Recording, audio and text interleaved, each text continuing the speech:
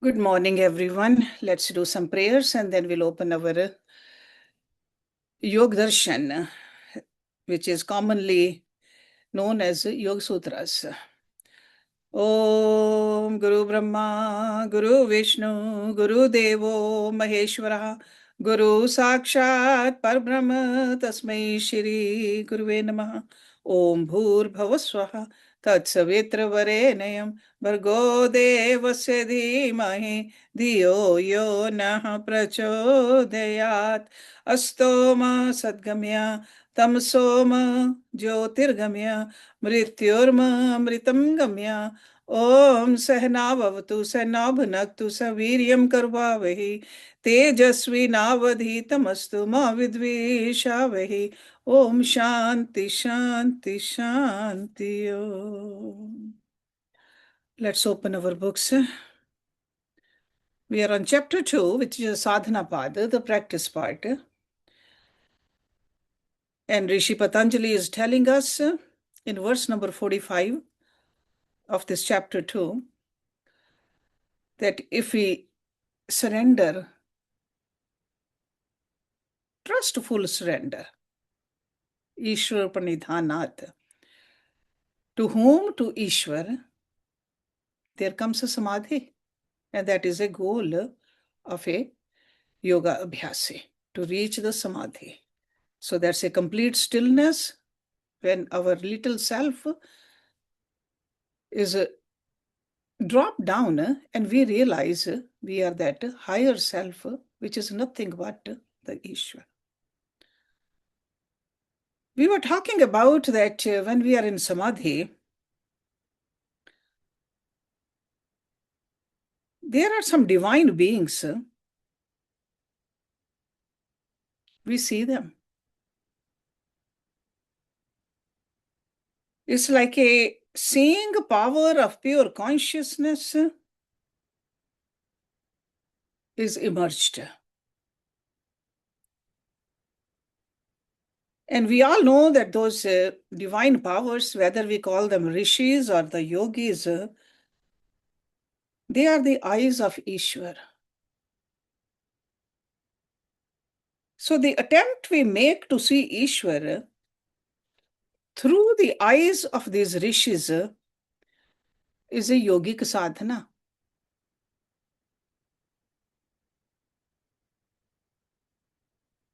Because we all know Ishwar is infinite. It's everywhere. So that's why through these, the eyes of these rishis, we can see the Ishwar.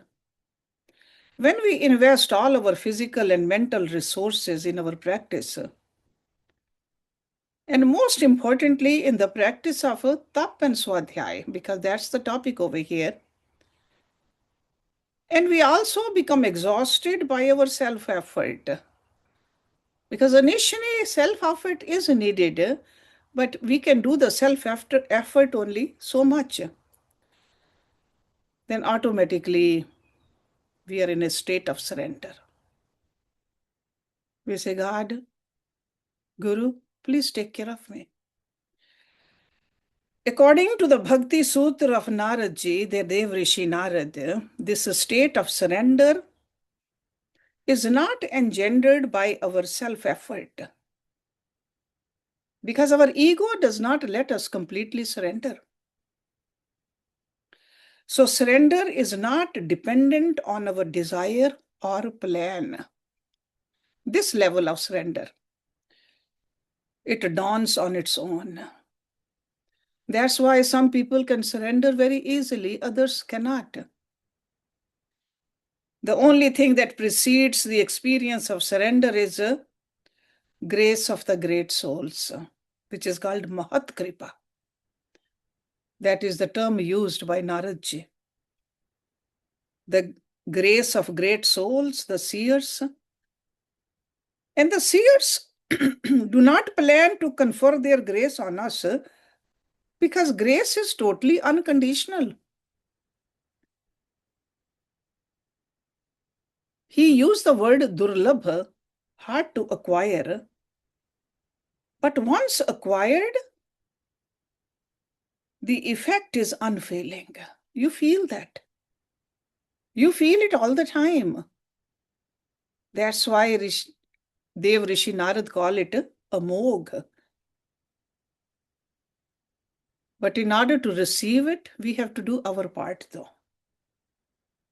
So we receive and retain grace only through grace.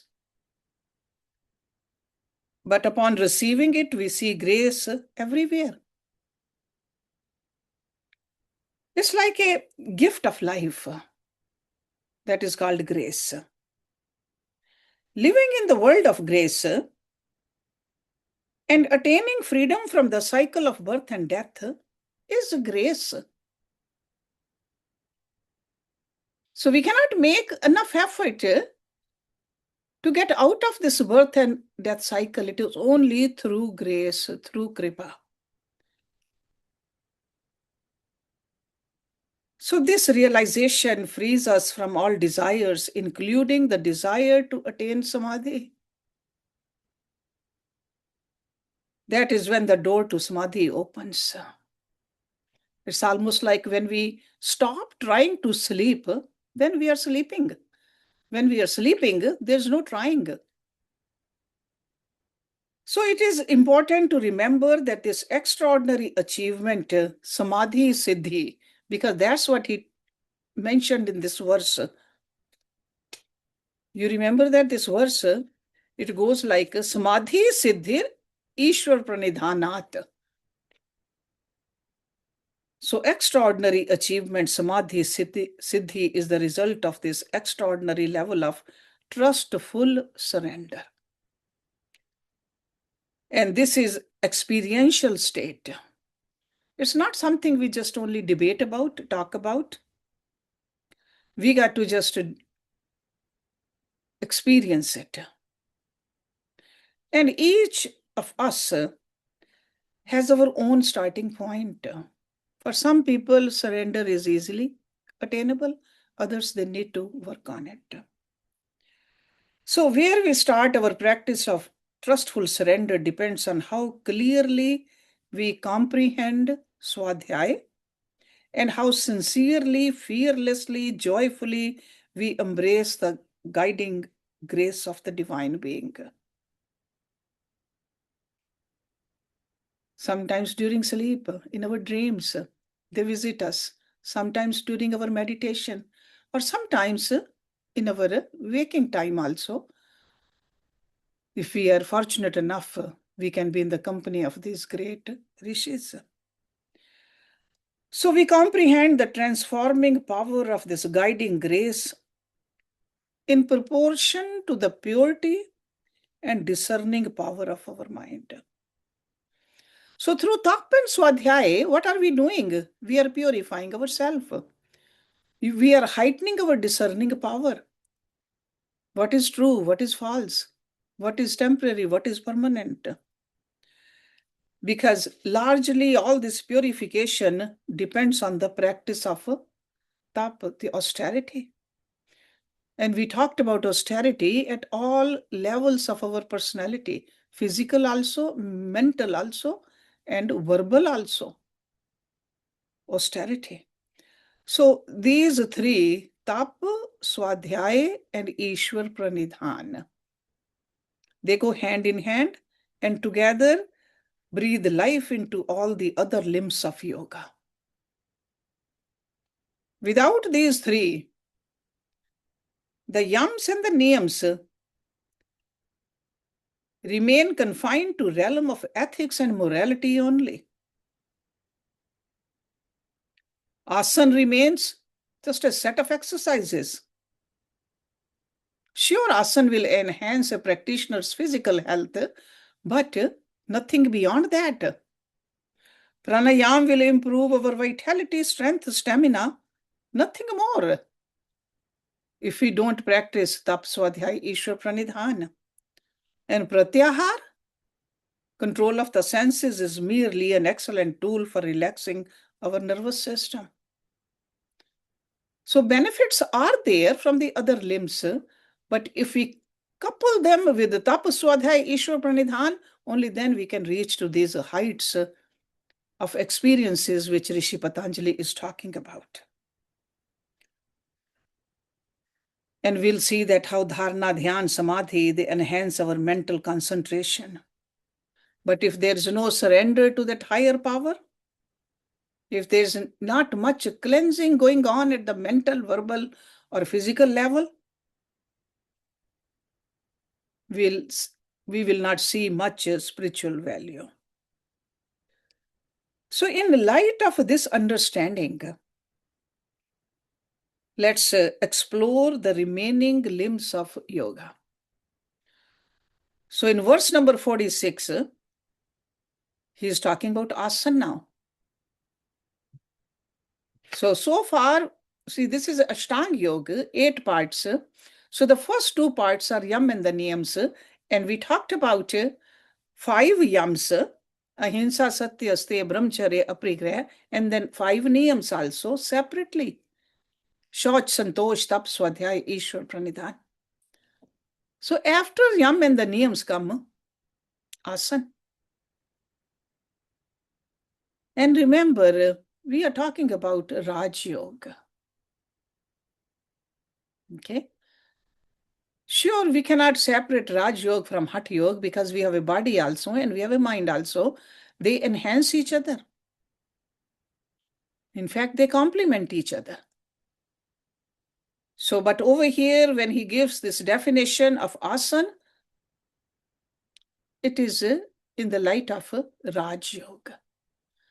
Because when we look at the Hatha Yoga, there are several kinds of asanas.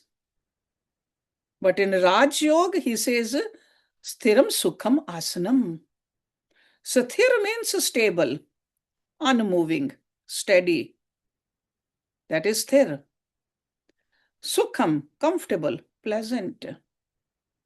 Asanam, posture, or the seat. So, a stable and comfortable posture is asana.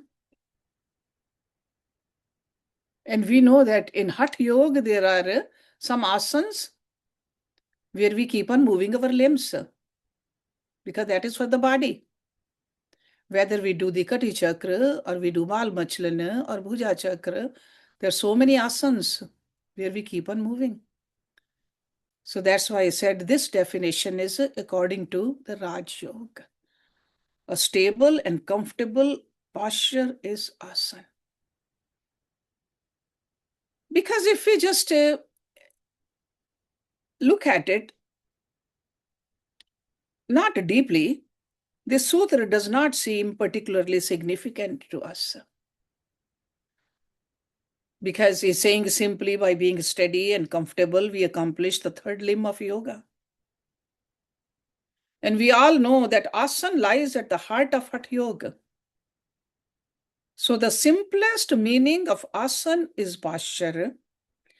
And within the context of Hatha Yoga, posture means arranging our limbs also, organs also. So we become aware of our forces. Those 2 forces, ha and tha. That's why it's called Hatha Yoga. Ha stands for solar. And tha stands for lunar. So solar and lunar energies inside us. Masculine and feminine energies. We got to learn how to combine with other techniques of Hatha Yoga, such as pranayam, mudras, bandhs, dharana, to increase our sensitivity to solar and lunar energies.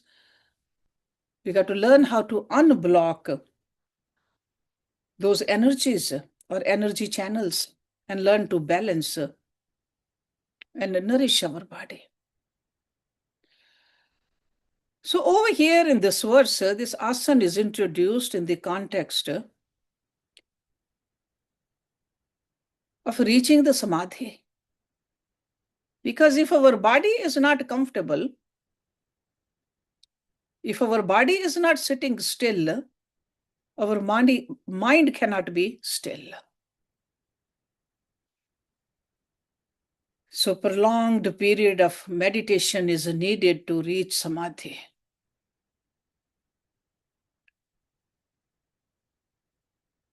According to this yogic tradition, when asana, pranayam, and pratyahar are practiced in the light of the yam and the niyams, hatha yoga emerges as a fully developed spiritual path, actually. There's a transformation happening. You see the positive change in your worldview also, as well as in your body and the mind also. So we have to embrace these techniques mindfully and respectfully. In the Hatha Yoga Pradipika, which we are studying these days in our Sunday classes, Swa Atma Ram, Swami Swa Atma Ram, he proclaims, he says it is not possible to master Hatha Yoga without Raj Yoga, or Raj Yoga without Hatha Yoga. So they complement each other. So that's why any yoga student should practice them together. And in conjunction with pranayam and pratyahar, the practice of asana prepares the ground for the practices of dharana, dhyan, and samadhi, the last three limbs of Ashtanga Yoga. And in order to cultivate a steady and comfortable sitting posture, we must take our body through a range of postures, which we do in our Hatha Yoga practice. There are some standing asanas we do. We bend forward. We bend backward. We recline our body, twist our body. We go into the inversions also according to our own capacity, so that energy flow is proper. So we must practice asana methodically in the proper sequence after meeting all the prerequisites. So that's why daily yoga practice at our level is very important if we want to reach the samadhi state. In the following sutra, Rishi Patanjali is giving us a golden rule for refining and perfecting both sitting and non-sitting postures. So even though this is not a Hatha Yoga scripture, but still from these verses we can see that how important it is to practice Hatha Yoga alongside with the Raj Yoga. So in verse number 47, he says, Priyatan Shathilye Anant Samapati. Priyatan means effort. Actually, Yatan means effort. Priyatan means a special effort. So pra and yatan, this is a compound word. So pra word is a special, precise, superior. So he uses this term priyatana, special effort. Shathilya. Shathilya is a stress-free state, or a state of being relaxed. See, yoga abhyasi, or the student of yoga, can relax anywhere, anytime, in any position. That's why during our typical yoga class, Hatha Yoga class, we do that Shavasana several times. We learn the art of relaxing instantly. So this Shaithalya is a state of being relaxed. Anant. Anant means limitless, infinite, without an end. See, ant means end, anant means endless. Actually, this is the primordial snake, Sheshnag. Anant it's called in the scriptures. Samapati, mental absorption. So perfection in asana is attained by loosening of effort and by mental absorption in the infinite. See, often we think that advanced yoga is when we can stand on our head. But over here we can see clearly Rishi Patanjali, what is he saying? Perfection is when we are completely relaxed and our attention is absorbed into the infinite. That's why I often tell you that when we do our yoga sadhana, hatha yoga sadhana, keep the mind absorbed inside your body, whether it's into the chakras or whether it's into the prans or atma, wherever you can take your mind, but absorb your mind into something higher, something subtler. Don't listen to the music, because this has become a very popular trend to just play the music and do yoga. Maybe initial stages it might help people to concentrate their mind, but if we are just getting glued to that, dependent upon the outer environment, music or anything else, we are not progressing on this path. Got to remember that it's almost like a little child walks with a walker or holds the hand of the mother or father or somebody else.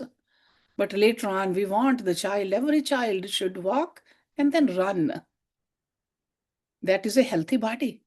So the same thing goes for yoga practice also.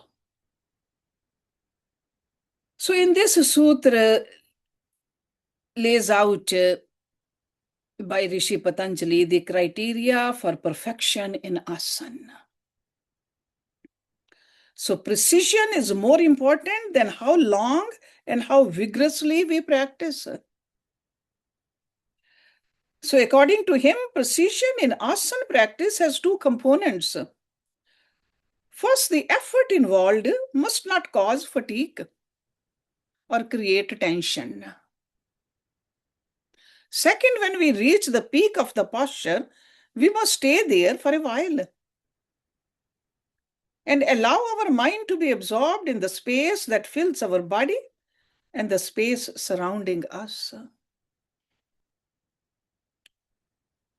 So practicing asana effortlessly is a subtle and highly technical process because the law of inertia states that an object at rest tends to stay at rest. An object in motion tends to stay in motion. That is a law. Unless a contrary forces are exerted on that object. An object resists the exertion caused by a contrary force. So that's why during the practice of asana, we need to apply the force of will to pull our body out of its initial inertia. And inertia is tamsikta. When we don't want to practice, our mind will make countless excuses. But we just tell our mind, no, you have to do it. So we can choose to practice asana with significant effort or with relatively less effort. But if we keep on making the effort, it causes resistance, and resistance brings the tension. And tensions construct our cells and tissues. So that's why he says you have to loosen that tension. Initially, you have to make an effort, but ultimately, you have to loosen it. Because otherwise, it will have a negative effect on our blood vessels. And there won't be enough nutrients to our limbs and organs. and there won't be sufficient absorptions of the nutrients from the blood. These rishis, they understood the bodily functions so beautifully. So constriction stiffens our connective tissues also. And overall elasticity of the body gets reduced. So if we apply force, it will cause pain. Pain intensifies tension. So that's why some modern yoga teachers, they will apply force. In fact, the teacher itself will apply force. That's not how the traditional the yoga should be practiced. Because we don't want to intensify the tension, otherwise there will be pain. We can injure ourselves. And especially if somebody else is doing it, they can really injure us.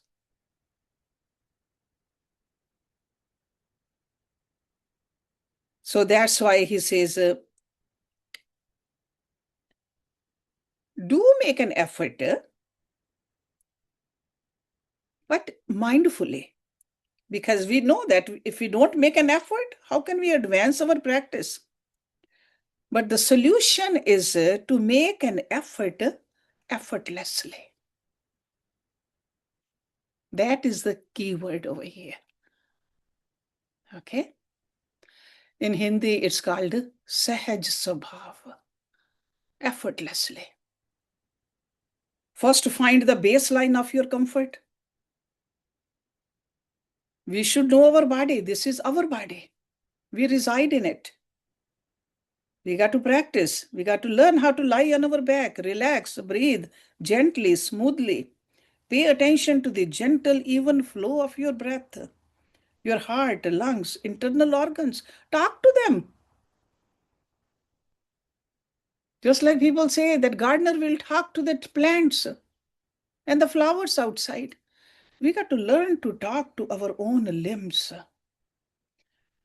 Our nervous system, our brain, we got to learn how to calm it down. That's how our connective tissues soften. They become smooth. Simple stretchings are needed. This will bring your body to a place where you'll be able to assess your baseline comfort. Traditionally, yoga was supposed to be taught one teacher and one student. And then each student was told that go ahead, you teach somebody else. That was the payment to the Guru. Go out and spread. That's how it was. That's why every student is a teacher, and every teacher should stay a student also.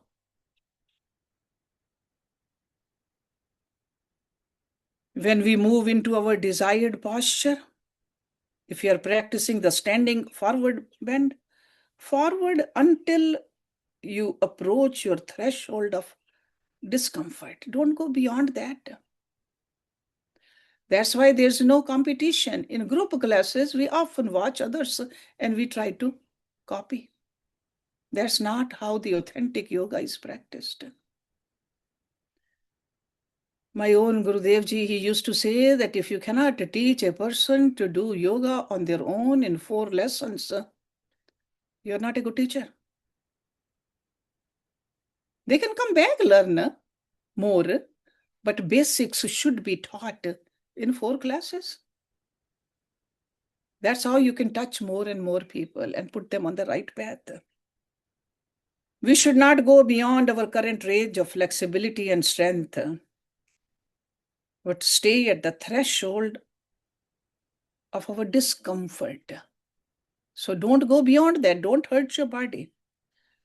So in other words, you can continue bending forward until you reach the point where your brain is just beginning to register a physical and mental response. Pay attention. See, if we are listening to the music, we are not paying attention to our own body, what our body is telling us. And if you have not reached the threshold of discomfort, your brain will not register a response. So stay in the posture effortlessly, which is possible only when you are breathing properly. And proper yogic breath is diaphragmatically. We all know that. Without holding tension in the lower back, pelvis, abdominal area. All of this we got to be familiar with. And that's what Rishi Patanjali means by Prayatan Shathilya. Effortless effort. Each time we repeat this practice, we cross our previous threshold of discomfort comfortably. In other words, practicing a posture effortlessly pushes the threshold of discomfort further away, allowing the range of our comfort to expand without hurting ourselves. And that's how the healing process accelerates. Because this stability and comfort, they go hand in hand. That's how we are relaxed. That's how the tissues in that area directly are engaged by that posture. We become stronger, more flexible, more energetic. Stamina and endurance expands. And when there's no pain, mind is free to concentrate on that space, which is infinite. That infinite space is not only outside, that infinite space, that Anant, is inside us also. So this is what that Anant Samapati is. So that is the perfection in the posture, when our mind can get absorbed into that Anant.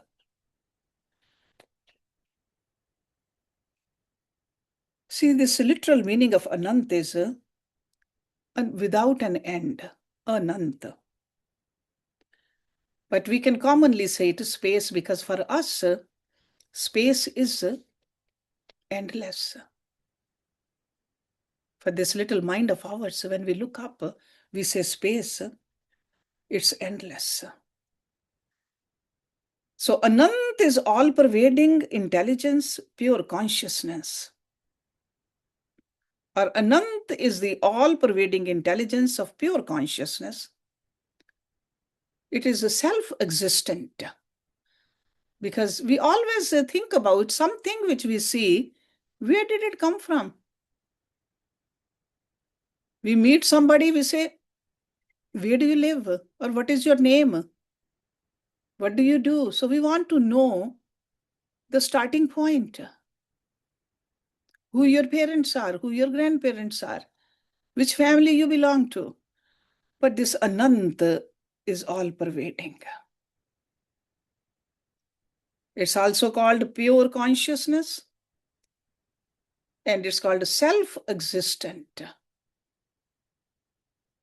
It's not existing because of something. It is self-existent. So that means it does not require anything as its locus. Ananta. And that's where our mind should be absorbed in. So its pervasiveness is the locus for everything that exists.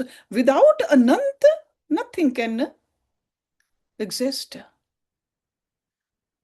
In the human body, this all-pervading, self-existent intelligence is indicated as Kundalini Shakti also, by the way. Because sometimes we just think that Kundalini Shakti is something small, something which we can control. No, it is controlling us in our own body. It is the substratum of what we are, the source of all forms of healing power, the ground for longevity.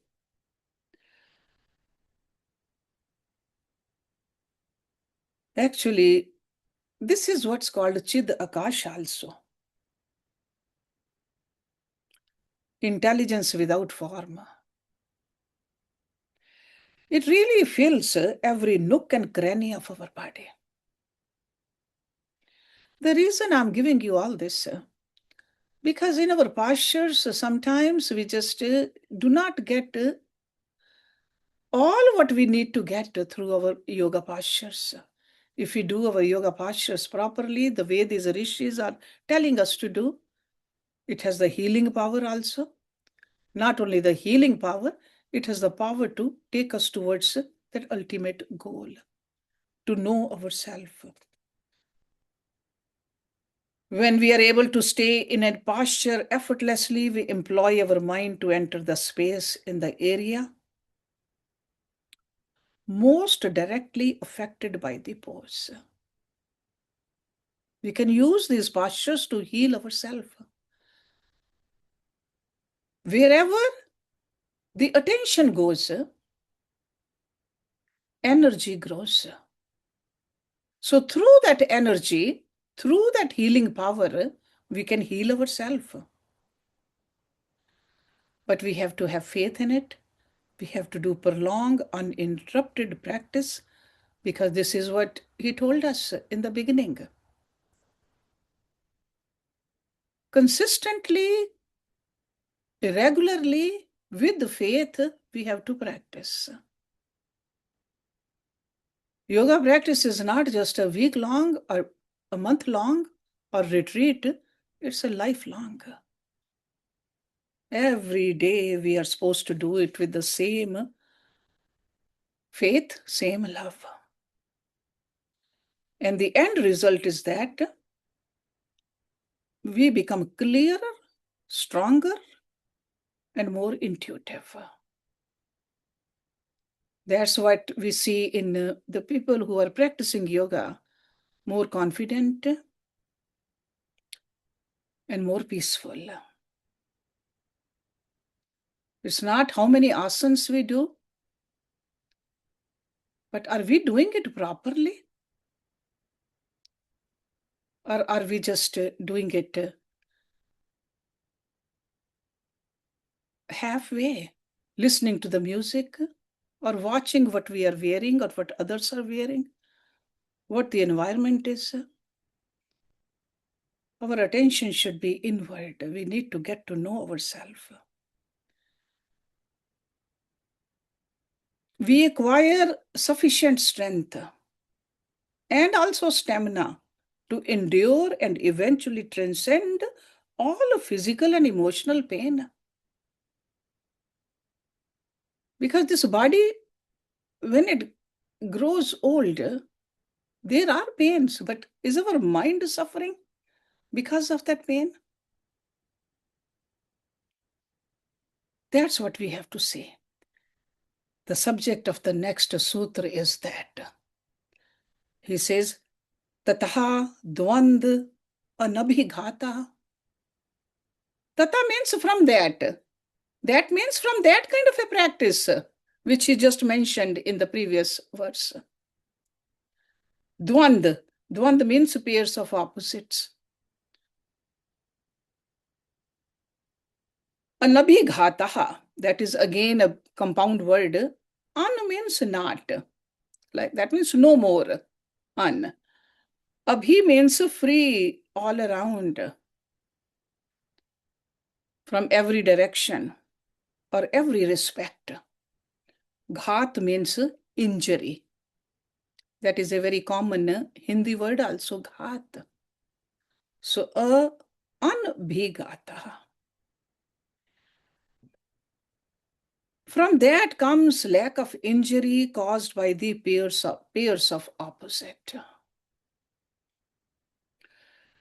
So Rishi Patanjali is proclaiming here that mastery over asana enables us to remain free from injury. This is definitely a monumental claim. So after attaining victory over asana, a yogi is no longer subdued by the pairs of opposites. And pairs of opposites, we know heat and cold, and many other opposites also in this physical world. Pleasant, unpleasant experiences which walk into our life. A yogi can just go very smoothly without any effect on the mind. People can see from outside the yogi is going through difficulties, but yogi's mind is constantly absorbed into that ananta. So these claims made by Rishi Patanjali are grounded in a long tradition of yogis actually. Those yogis, they risk their lives for the furtherance of yoga, particularly in the practice of asana, pranayama also. They committed their lives and their practice was so extreme, so intense, according to the modern day practitioners. Actually, somebody reads about them, they might think that they were maniacs. Why would they burn fire all around and then sit and do yoga like a panchagni? Why would they do kumbhak for so long, which is unhealthy according to modern science? But they just wanted to see the result of that. They wanted to see these yogic practices. Can they really give what these yogis of the ancient time have promised?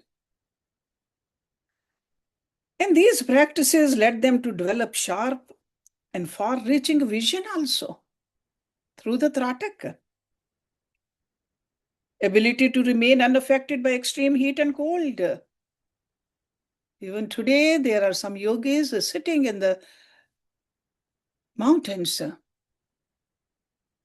cold, extreme cold weather, no clothes. Or they can stay without food, without water for a prolonged period of time. So capacity to live a long life without disease, or even if the disease come, no effect on the mind. I'm sure there were some, they paid a high price also. They might have lost their lives also while experimenting, but mentally it didn't matter to them. They were super peaceful.